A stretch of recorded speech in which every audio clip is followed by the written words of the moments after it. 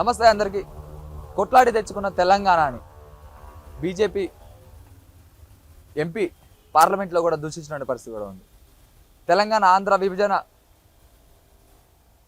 India మరియు పాకిస్తాన్ విభజన కన్నా ఘోరంగా ఉంది, నీచంగా ఉందని చెప్పి మాట్లాడినటువంటి పరిస్థితి కూడా ఉంది. ఇదే వ్యాఖ్యలపై కూడా మనం మాట్లాడే ప్రయత్నం చేద్దాం. తెలంగాణ ఉద్యమకారుడు పిరమర్తి రవీంద్ర ఉన్న మనతో. అన్న నమస్తే. నమస్తే అన్న, ఎట్లా చూసుకోవచ్చు తెలంగాణ ఆంధ్ర విభజన ఇండియా పాకిస్తాన్ విభజన కన్నా దారుణంగా ఉంది, నీచంగా ఉందని చెప్పి కూడా మాట్లాడిన పరిస్థితి ఉంది అన్న, ఎట్లా చూసుకోవచ్చు ఈ వ్యాఖ్యలు? ఆయన అంటే ముందు నుంచి కూడా తేజస్ సూర్య చాలా ఆవేశంగా మాట్లాడుతాడు లేతే అనుకుంటాం, కానీ అర్థవంతంగా కూడా లేదు ఆయనది. ఎందుకంటే ఆయన వయసు 25 సంవత్సరాలు. తెలంగాణ ఉద్యమం జరిగేటప్పుడు పక్క రాష్ట్రమే కదా, ఆయన 10 years ఓల్డ్ ఆయన. సో ఆయనకి తెలంగాణ ఉద్యమం జరిగినప్పుడు ఉద్యమం జరిగిన 2009 నుంచి ఆయన వయసు నాకు తెలిసి 9-10 ఏళ్ళు. ఇప్పుడు 15 సంవత్సరాలు అవుతుంది కదా తెలంగాణ రాష్ట్రము ఉద్యమం వచ్చి తర్వాత ఏర్పడి 12 సంవత్సరాలు అవుతుంది. సో నేనేమంటున్నానంటే ఒక బాధ్యత గలటువంటి ఎంపీ పార్లమెంట్లో మాట్లాడేటప్పుడు ఒక ప్రాంతం ప్రజల యొక్క మనోభావాలని వ్యతిరేకంగా మాట్లాడితే ఎట్లా? ఇక్కడ తెలంగాణ రాష్ట్రం ఉత్తగా రాలే కదా, వేల మంది విద్యార్థులు, 3 తరాల ఉద్యమం ఇది. కొన్ని తరాల ఉద్యమము 52లో జరిగింది, 70లో జరిగింది, 2001 నుంచి తెలంగాణ రాష్ట్రం వచ్చేంత వరకు జరిగింది. ఈ దశల వారీగా జరిగిన ఈ ఉద్యమం 50 ఏళ్ల పోరాటాన్ని జాతీయ పార్టీ లోక్సభ సభ్యుడి నుండి ఇంత అపహాస్యం చేయడం ఏంటిది? అసలు తెలంగాణ బీజేపీ ఎంపీలు ఆ పార్లమెంట్లో ఉండి ఏం చేస్తుండ్రు? బుద్ధి లేని వాళ్ళు కనీసం ఖండించలేకపోతుండ్రు. అంటే ఇప్పుడు ఆయన తేజస్వి సూర్య చెప్పినప్పుడు ఖండించినప్పుడు కూడా అక్కడ ఉన్న వాళ్ళందరూ కూడా నవ్వుతున్న పరిస్థితి, క్లాప్స్ కొడుతున్న పరిస్థితి కూడా ఉందన్న. తెలంగాణ గురించి ఒక ఎంపీ కూడా మాట్లాడిన పరిస్థితి కూడా ఉందన్న, ఎట్లా చూసుకో? ఇప్పుడు తేజస్ సూర్య రేపు హైదరాబాద్ వచ్చినా తిరగలేడు ఇక్కడ. రేపు వాళ్ళ గురుగారు మోడీ కూడా యాంటీ తెలంగాణ. సో ఈ తెలంగాణ ప్రజలకు ఒకటే విజ్ఞప్తి, ఎప్పుడు కూడా జీవితంలో మనం బీజేపీకి ఓటేయద్దు. ఎందుకంటే ఎప్పుడూ అయిపోయిన అంశాన్ని ఇప్పుడు లేవనెత్తి ఈ ప్రజల యొక్క మనోభావాలకు వ్యతిరేకంగా మాట్లాడడం ఏంటిది? అటువంటి ఒక చిన్నపిల్లగాడు, ఆయనకి ఏం తెలియదు. ఆయనకు ఏదో ఇంగ్లీష్లో ఎవరో ప్రసంగం రాసిస్తే చదువుతున్నారు తప్ప ఈ ఉద్యమాన్ని అర్థం చేసుకోలేని వ్యక్తి లోక్సభకు ప్రాతినిధ్యం వహించేంత ఎంత ఘోరమైన విషయం. రేపు మరి ఈ తెలంగాణ ప్రాంతంలో బీజేపీ పార్టీ ఓట్లు ఎట్లా అడుగుతుంది? ఈ తెలంగాణ ప్రజలను కించపరిచి ఈ ప్రాంతాన్ని కించపరిచిన వాళ్ళు రేపు బీజేపీ వాళ్ళు ఇక్కడ ఓట్లు ఎట్లా అడుగుతారు? వాళ్ళని ఇక్కడ ఓట్లు ఎట్లా వేయాలి? ఉన్న బుద్ధి ఉన్నటువంటి ఆ బుద్ధి లేనటువంటి ఆ 8 మంది పార్లమెంట్ సభ్యులు వాడు మాట్లాడుతుంటే ఏం మాట్లాడరేంది? వీళ్ళు బయటకు వచ్చినాక తన్నాలి కదా, లేదా అడగాలి కదా, గల్లబట్ట అడగాలి కదా, నువ్వు ఎవడరా మా ప్రాంతం గురించి మాట్లాడడానికి? నీకేం తెలుసు? ఈ త్యాగాలను ఇంత అవహేళనగా మాట్లాడతావా? ఈ ఉద్యమం గురించి నీకు తెలుసా? అసలు నువ్వెవరో తెలుసా నీకు?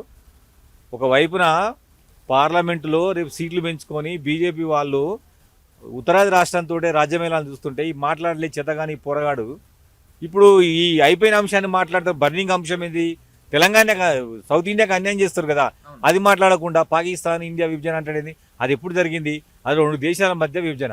ఇది రాష్ట్రాల విభజన. రాష్ట్రాల విభజన చేసుకోవచ్చు అని ఆర్టికల్ 3 చెప్పింది. రాష్ట్రము సరిహద్దులు మార్చుకోవడము, రాష్ట్రాలుగా విడిపోవడం అనేది ఆ భారత పార్లమెంట్ చట్టం ఇష్టం. అది ఆవాతరం కూడా. ఇటువంటి పనికిమాలని పార్లమెంట్ ఎక్కడ పంపారంటే ఆ బెంగళూరు ప్రజలు? భవిష్యత్తు నాయకుడు అంటే ఇట్లా ప్రాంతాల మధ్య విద్వేషాలు పెట్టేవాడా? ఒకవైపున ఆంధ్ర వాళ్ళు హాయిగా అక్కడ ఉన్నారు, వాళ్ళు అమరావతిని కట్టుకుంటారు వాళ్ళు. మళ్ళీ ఎందుకంటే దీన్ని అయిపోయిందని లేవనెత్తేది? పార్లమెంట్ చట్టాలు చేసేటప్పుడు రేపు మహిళా బిల్లు పెట్టేటప్పుడు కూడా లెక్క పెట్టేటప్పుడు లాక్ చేస్తారు. పార్లమెంట్ని లాక్ చేసి కిటికీలు తలుపులు లాక్ చేసి చేతులు లెక్క పెడతారు. చేతులు హ్యాండ్స్ పైకి లెక్క పెడతారు. అది ఫస్ట్ నుంచి పార్లమెంట్ సాంప్రదాయమే. ఇలా కొత్తగా తెలంగాణ కోసం చేసింది కాదు. ఈయన మొదటిసారి పోయింది కదా, తెలియదు. చాలా అంశాలు నేర్చుకోవాలి, సాంప్రదాయాలు మొత్తం కూడా పెద్దగా నేర్చుకోవాలి తప్ప వ్యక్తుల మధ్య వ్యవస్థ పైన కుట్రలు చెప్పేది. అంటే ఇప్పుడు ఇండియాకి పాకిస్తాన్కి మధ్య పెట్టిన దాని గురించి మాట్లాడుతుంటే ఇక్కడ ఎంతో మంది తెలంగాణ తెచ్చుకున్న కాడ నుంచి ఎంతో మంది బలిదానాలు జరిగినాయి, ఎంతో మంది ఉద్యమకారులు పోరాడితే వచ్చిన తెలంగాణ. ఒక ఉద్యమకారుడిగా మీరు ఏం చెప్తారు? అంటే ఇప్పుడు ఆయనకు తెలియదు కదా ఈ విషయము. ఉద్యమకారులు ఇక్కడ త్యాగాలు చేసిండ్రు, ఎన్నో పోరాటాలు చేసిండ్రు, అమరవీరులు అయినరు, విద్యార్థులు చనిపోయినరు, ప్రజా సంఘాలు చనిపోయినాయి, ఉద్యోగులు ఉద్యమంలో ఉండరు. ఇవన్నీ తెలియకుండా కేవలం బీజేపీ పార్టీకి లబ్ధి చేయాలని ఆయన పెద్ద స్పీకర్ అని ఏదో ఏది పడుతుంది మాట్లాడతానంటే ప్రజలు తెలంగాణ మొత్తం కూడా తేజస్వి సూర్య దిష్టిమా దగ్ధం చేస్తారు. బీజేపీ పార్టీ యొక్క తీరుని తెలంగాణ మీద మొత్తం ప్రజలు ఎండగడుతున్నారు. ఇవాళ కిషన్ రెడ్డి భయపడి వెనకకు తీసుకుంటా మాట్లాడుతాడు. బేషరతుగా తేజస్వి సూర్య ఆ మాటలని వెనకకు తీసుకోవాలి, క్షమాపణ చెప్పాలి. ఎప్పుడు వచ్చినా తేజస్వి హైదరాబాద్ వచ్చినా ఖచ్చితంగా దాన్ని అడ్డుకొని తిరుగుతాం. ఓకే, అదే అలాగే బీజేపీ ప్రెసిడెంట్ కూడా దాన్ని సమర్థించే ప్రయత్నం చేస్తున్నాడు అని పరిస్థితి కూడా ఉంది. ఎవరైనా రామచంద్రరావుకు పక్కనే తారనకాలనే ఉండు కదా, ఆయన తెలియదు తెలంగాణలో ఓయిలు ఎంత పెద్ద ఉద్యమం జరిగిందో. తేజస్వి ఏం మాట్లాడిండు, కిటికీలేసి మళ్ళీ చట్టం చేసి అన్నాడు. భారత పాకిస్తాన్తో వీడు పోల్చిండు కదా, అటువంటి వ్యక్తిని ఈయనట సమర్థిస్తాడు. ఈయన ఆంధ్ర కదా, రామచంద్రరావు ఆంధ్ర, తెలంగాణ కాదు కదా, కోదాడ అవతల అయింది. ఈయన తెలంగాణ వ్యక్తి కాదు, అందుకోసమనే ఆయనకు కూడా పెద్దగా ఇష్టం లేదు. ఆయన ఆంధ్ర వ్యక్తి రామచంద్రరావు. చెప్పుకునే కదా లేదు, రామచంద్రరావు ఆంధ్ర, కోదాడ అవతల, కోదాడ కూడా కాదు, కోదాడ కాన్స్టిట్యూన్సీ కూడా కాదు, కంప్లీట్గా కోదాడ అవతల, కోదాడ మన తెలంగాణే. ఆయన ఆంధ్ర వ్యక్తి, అందుకోసమే తెలంగాణను తిట్టినా రామచంద్రరావు గారికి ఇష్టమే, అందుకోసమే తేజస్విని సపోర్ట్ చేసుకుంటూ వస్తాడు.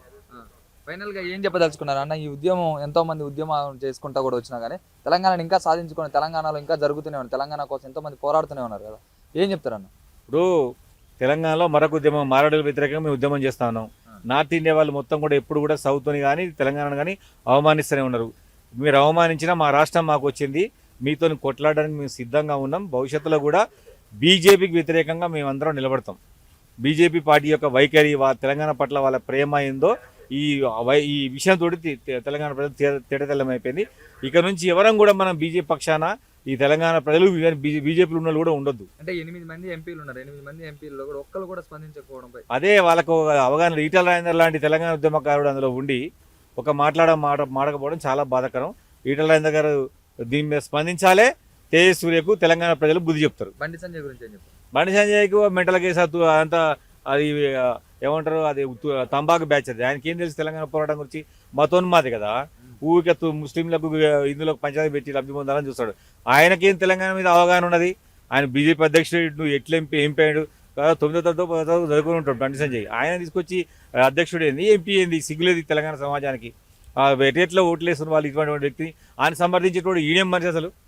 బండి సంజయ్కి అసలు మెదడే లేదు. ఆయన సంప్రదించని తెలంగాణ ప్రజలని అవహేళన చేసినాడు, ఉద్యమాన్ని ఆభాసం చేసిన తరపున ఈయనట మాట్లాడతానని అడుగుతా ఉన్నా. బండి సంజయ్ ఇట్లాంటి గుట్కా బ్యాచ్, గుట్కా మాటలు మాట్లాడకయా, ఇజ్జత్ పోతుంది తెలంగాణలో. నువ్వు అధ్యక్షుడివి, 2 సార్లు ఎంపీవి, బుద్ధిలేని మాటలు మాట్లాడి పనికి మాలనికి నువ్వు సపోర్ట్ చేయడం ఏంటిది? ఇటువంటివి మానుకోవాలని విజ్ఞప్తి చేస్తా ఉన్నా. ఓకే, ధర్మపురి అరవింద్ అలాగే రఘునందన్ కూడా ఉన్నారు ఎంపీలు కాక, అదే అక్కడే ఉన్నటువంటి పరిస్థితి కూడా వాళ్ళు ఇంతవరకు స్పందించలేదు. వాళ్ళు కూడా వాళ్ళకి సిగ్గయ్యి స్పందించట్లేడు. అటువైపున పార్టీ, ఇటువైపున తెలంగాణ. రఘునందన్ పెద్ద ఉద్యమకారుడు కదా తెలంగాణలో, మరి ఆయన ఎందుకు సైలెంట్ కూడా అర్థం కావట్లేదు. ఇప్పటికైనా ఇంటర్నల్ కూర్చొని ఆడు ఎవడో సూర్యకి చెప్పండి, చెప్పి ఇది కాదురా నీకు తెలియదు అని చెప్పండి. చెప్పి మీరు దీని మీద మీ యొక్క వైఖరి ఏందో అరవింద్ తర్వాత రఘునందన్ తెలియజేయాలి.